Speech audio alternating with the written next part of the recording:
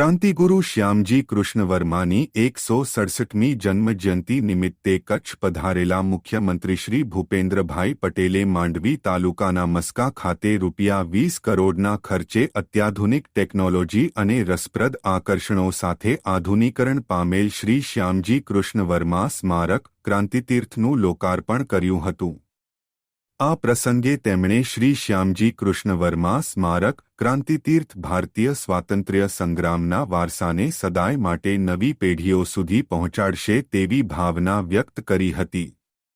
મુખ્યમંત્રીશ્રીએ નવીનીકરણ પામેલા ક્રાંતિતીર્થની તકતીનું અનાવરણ કરીને બ્રિટિશ સામ્રાજ્યના ગઢમાં સ્વતંત્રતાની મશાલ જગાવનાર દેશભક્ત શ્રી શ્યામજી કૃષ્ણ વર્માના જીવનની ઝાંખી કરાવતી મ્યુઝિયમ ગેલેરી તથા ઇન્ડિયા હાઉસની મુલાકાત લઈને ભારતના સ્વાતંત્ર્ય સેનાની શ્રી શ્યામજી કૃષ્ણ વર્માની જીવનગાથા તથા તેના ભવ્ય વારસાને નિહાળીને ક્રાંતિકારી શ્રી શ્યામજી કૃષ્ણ વર્માને શ્રદ્ધાંજલિ અર્પણ કરી હતી। ગુજરાતના તત્કાલીન મુખ્યમંત્રીશ્રી તથા હાલના પ્રધાનમંત્રી શ્રી નરેન્દ્રભાઈ મોદી દ્વારા વર્ષ 2010માં શ્રી શ્યામજી કૃષ્ણ વર્મા સ્મારકની સ્થાપના કરવામાં આવી હતી। તાજેતરમાં રાજ્ય સરકાર દ્વારા ₹15 કરોડની ફાળવણી તેમજ જીએમડીસી દ્વારા ફાળવેલા 5 કરોડ સહિત કુલ ₹20 કરોડના ખર્ચે મુખ્યત્વે પ્રાચીન ઇતિહાસ અને આધુનિક સુવિધાઓનો સમન્વય કરીને ક્રાંતિતીર્થનું આધુનિકરણ કરવામાં આવ્યું છે।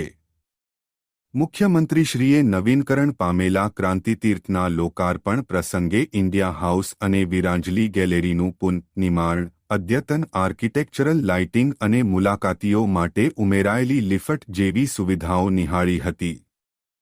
મુખ્યમંત્રીશ્રીએ વીરાંજલી ગેલેરીમાં ક્રાંતિકારી શ્યામજી કૃષ્ણ વર્માના જન્મ, શિક્ષણ, દેશભ્રમણ, સ્વદેશગમન, કારકિર્દી, સ્વામી દયાનંદ સાથે સક્રિયતા સહિતની તેમના વ્યક્તિગત જીવનકવનની સમગ્ર ઝાંખી નિહાળી હતી।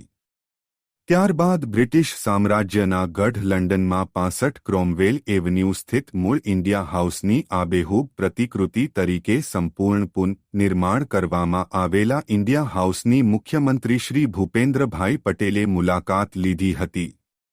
ઐતિહાસિક દ્રષ્ટિકોણ જાળવીને આધુનિક સુવિધાઓથી સજ્જ કરાયેલા ઇન્ડિયા હાઉસમાં શ્યામજી કૃષ્ણ વર્માના જીવન પ્રસંગો અને ભારતના સ્વતંત્રતા આંદોલનના વિવિધ પ્રવર્તકો વિશેના દસ્તાવેજો અને પ્રદર્શિત કરાયેલા પેઇન્ટિંગ્સ, આધુનિક પ્રદર્શનો, ઇન્ટરેક્ટિવ ડિસ્પ્લે બોર્ડ્સ અને ડિજિટલ ટચસ્ક્રીન ટેકનોલોજીથી સજ્જ સમગ્ર માહિતીને મુખ્યમંત્રીશ્રીએ રસપૂર્વક નિહાળીને જરૂરી જાણકારી મેળવી હતી તથા શ્રી શ્યામજી કૃષ્ણ વર્માને અંજલિ અર્પણ કરી હતી।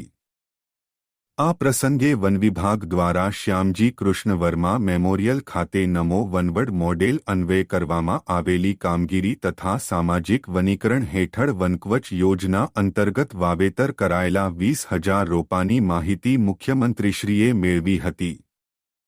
ક્રાંતિતીર્થની આ સમગ્ર મુલાકાત દરમિયાન જાણીતા ઇતિહાસકાર, લેખક, પત્રકાર પદ્મશ્રી વિષ્ણુ પંડ્યાએ મુખ્યમંત્રી શ્રી ભૂપેન્દ્રભાઈ પટેલને મેમોરિયલના આધુનિકીકરણ અંગે માહિતગાર કર્યા હતા।